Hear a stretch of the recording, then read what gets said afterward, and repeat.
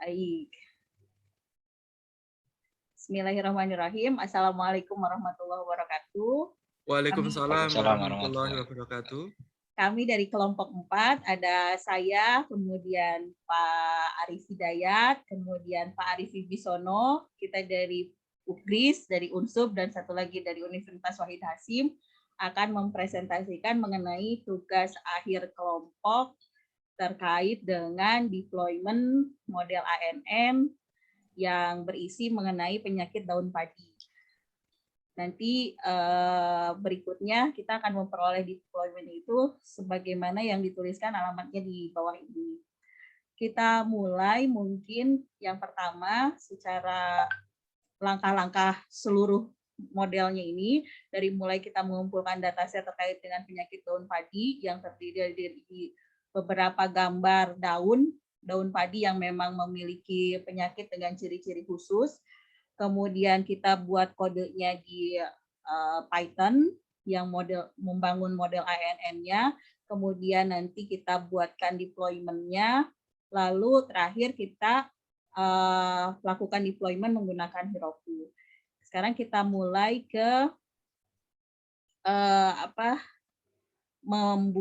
membangun model di Python.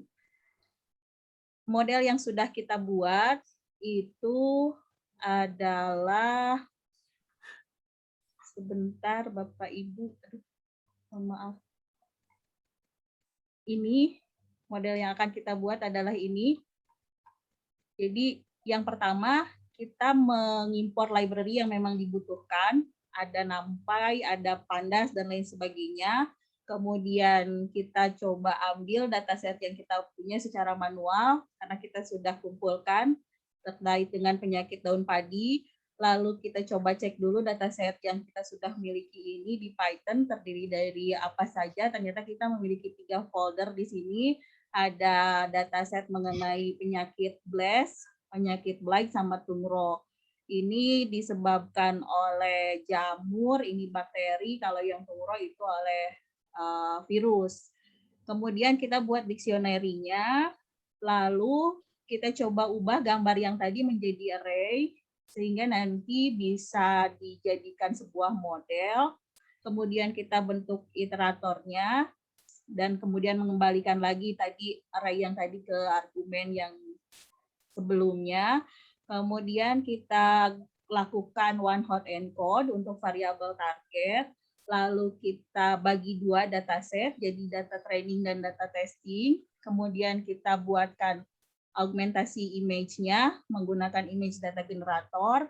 Kita coba training dataset-nya menggunakan Keras DanceNet gitu.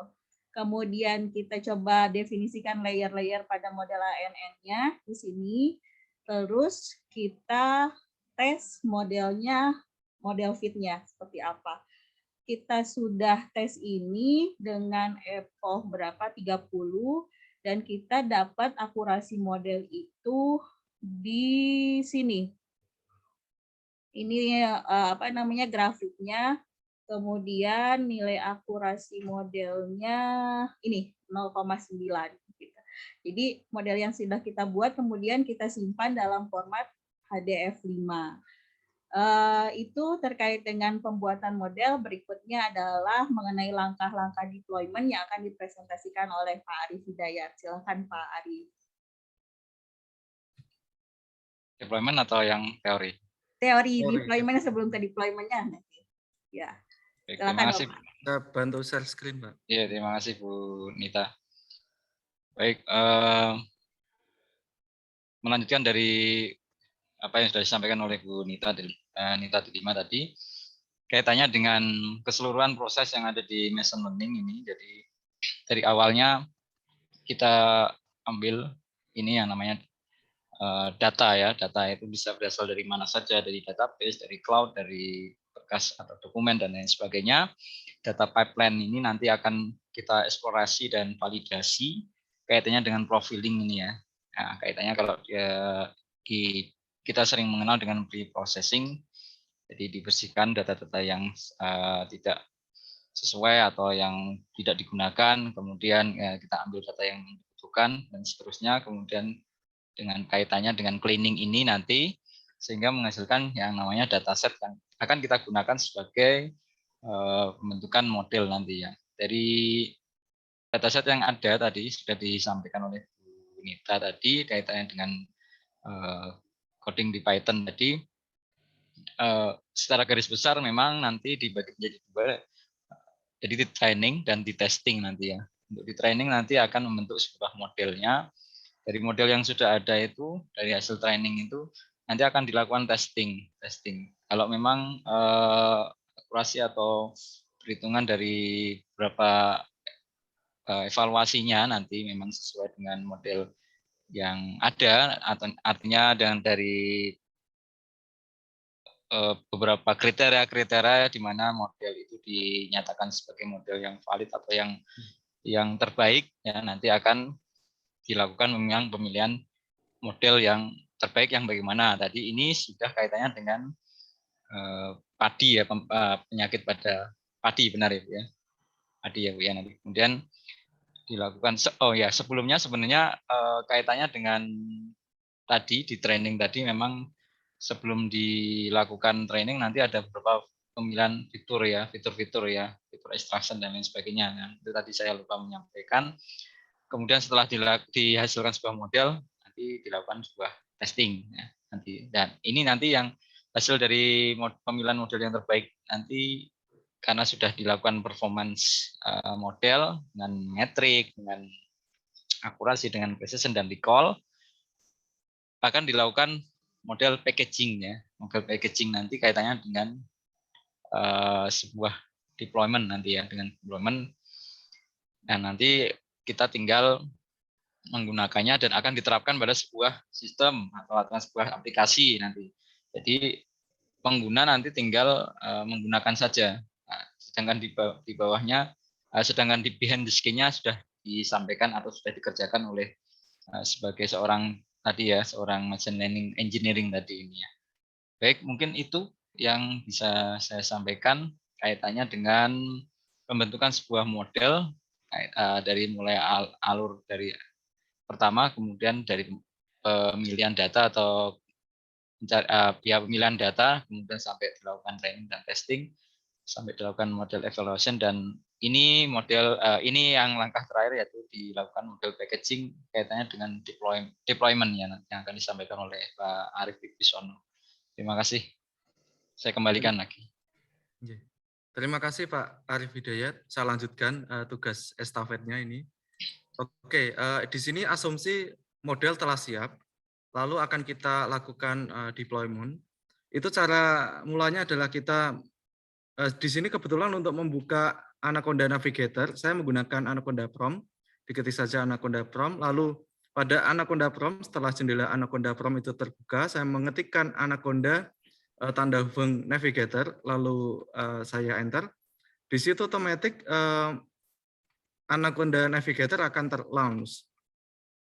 Lalu saya setelah Anaconda Navigator terlaunch, saya juga melaunch yaitu aplikasi VS Code atau Visual Code. Sambil menunggu aplikasi ini terlaunch juga, saya melakukan penyiapan tadi model.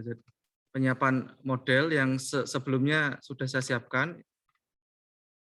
Nah, lalu model itu saya letakkan pada folder atau directory C user gitu. Setelahnya saya siapkan juga cek pengecekan aplikasi Heroku. Heroku ini sebagai hosting, kurang lebihnya seperti itu.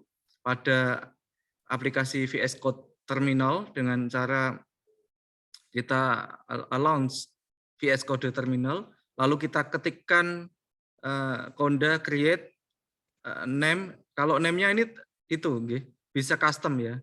Jadi nanti disesuaikan yang ingin kita unggah itu namanya apa. Kalau sudah diberi keterangan Python versionnya berapa, karena biasanya Python itu ada beberapa version, jadi harus dipastikan dulu. Ini kebetulan saya version 3.9, kita enter. Setelahnya akan ada pertanyaan yang di situ ada yang harus kita jawab, yes or no, lalu kita jawab yes, kita enter kembali. Setelahnya akan sistem pada VS Code terminal akan ini menyiapkan collecting package metadata. Ini repo data JSON semacam itu. Lalu muncul keterangan Conda posisi activate, deploy. Lalu kita juga mengecek ini PIP install untuk requirement sistem-sistem yang dibutuhkan semacam itu. Nah, setelah itu kita coba ketikkan ini python.app.py. Ini untuk kita mencoba mengujinya secara lokal dulu. Jadi itu kan kebiasaan kalau kita mengunggah suatu file ke dalam hosting gitu ya, kita kan coba secara lokal dulu. Biasanya alamat lokalnya akan muncul semacam ini, 127.0.0.1. Ini ada 5.000 ya. Biasanya kan yang atau kita bisa ketika juga localhost itu 5.000. Bisa juga seperti itu. Tapi lebih mudahnya kita copy saja yang ini. Seperti itu. Lalu kita coba pada lokal server kita atau kita coba pada URL kita. Itu akan otomatis akan mengakses lokal server kita. Kalau sudah berjalan, sekarang kita bisa lanjut untuk mengunggahnya atau mendeploy-nya ke dalam hosting Heroku. Kita tutup dulu ini, yang lokalnya ini, kita tutup dulu. Lalu kita siapkan Heroku-nya. Ketika kita menggunakan aplikasi Heroku, ini diminta untuk login dulu. Nah, Heroku ini menerapkan prinsip keamanan berganda, J. Jadi kita harus menginstal juga aplikasi semacam authentication quick response code untuk mendapatkan password, yang password ini nanti tergenerate gitu ya, tergenerate secara otomatis gitu, lalu kita masukkan ke kolom ini verification code sehingga kita bisa masuk ke dalam aplikasi Heroku. Jadi untuk sistem pengamanannya ini 2 lapis, tidak hanya kita memasukkan email address ataupun password yang sudah kita sign up sebelumnya, tetapi juga ada sistem pengamanan autentifikasi seperti itu. Lalu kita sudah masuk ke sekarang, asumsi kita sudah masuk ke dashboard Heroku. Di situ ada 2 option ya utama, yaitu create new apps ataupun create a team. Tapi sebelumnya ini karena kita asumsi menggunakan pertama kali, kita pilih saja yang ini ya, new lalu create new apps. Lalu akan ada jendela ini yang akan muncul gitu. Di sini kita ketikkan apps name-nya. Nah, ini karena sifatnya online, kita memasukkan name di sini, itu sistem Heroku akan mengecek apakah ada similar name atau similar hosting yang sama. Kalau ada, otomatis di sini akan tertera not available. Kalau dia unik atau belum ada sebelumnya, maka di sini keterangannya adalah available. Lalu kalau sudah kita create app, sekarang kita ketikkan ini pada terminal VS Code, Heroku Login, ini untuk yang semacam autentifikasi juga gitu. Jadi dari aplikasi dari aplikasi VS Code terminal itu mengakses Heroku. Secara teknis seperti itu. Otomatis kalau kita ketikkan Heroku Login, ini pada browser kita akan langsung diarahkan ke halaman ini, ke halaman CLI Authentication Heroku. Maka kita ketik login, maka di VS Code Terminal juga akan ada keterangannya login in dan login sebagai siapa gitu, semacam itu. Nah, seperti ini. Kalau sudah kita ketikkan ini git init lalu Heroku git remote, kita deploy filenya. Di sini akan melakukan proses dan seterusnya sampai ini. Nah, prosesnya seperti ini nanti kurang lebih. Nah, lalu kita ini cek git add, git commit, deployment apa. Ini hanya keterangan ini itu sifatnya tidak wajib sih. Lalu git initiation, git pass Heroku master dan seterusnya. Kalau sudah, ini akan ada keterangan ini ya, remote building dan seterusnya, installing SQLite dan seterusnya. Kalau sudah, maka akan ada keterangan ini, release. Dan alamatnya remote ini pada ini domainnya apa gitu, yang tercipta gitu, yang sudah kita tadi linrex main tadi ya, akan ada nama seperti ini. Jadi ini domainnya heroku.app.com ini adalah hostingnya. Kurang lebih seperti itu. Lalu ini coba diketikkan secara online pada browser kita, maka kalau itu betul langkahnya terlaksana dengan baik gitu, otomatis web kita akan muncul seperti itu, atau istilahnya sukses untuk terdeploy. Kurang lebih seperti itu, Nji. Terima kasih waktunya. Saya kembalikan lagi kepada Bu Nita untuk penutup barangkali ataupun pesan dan kesan. Terima kasih. Baik, terima kasih Pak Arief atas sharing-nya terkait dengan langkah-langkah. Jadi apa yang sudah kita lakukan itu tadi sebetulnya langkah-langkahnya akan memperoleh aplikasi dalam Heroku yang bisa digunakan untuk mendeteksi daun padi dia memiliki penyakit seperti apa. Saya bisa coba contohkan mungkin. Jadi saya coba masukkan gambar penyakit daun yang berpenyakit.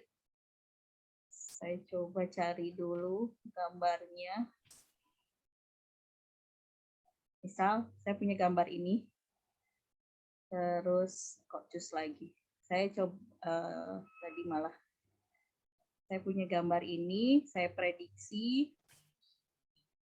Jadi dari proses yang sudah kita lakukan, model ini bisa memprediksi bahwa dengan gambar yang seperti ini, penyakit daun yang dimiliki itu adalah penyakit blast, itu akibat jamur.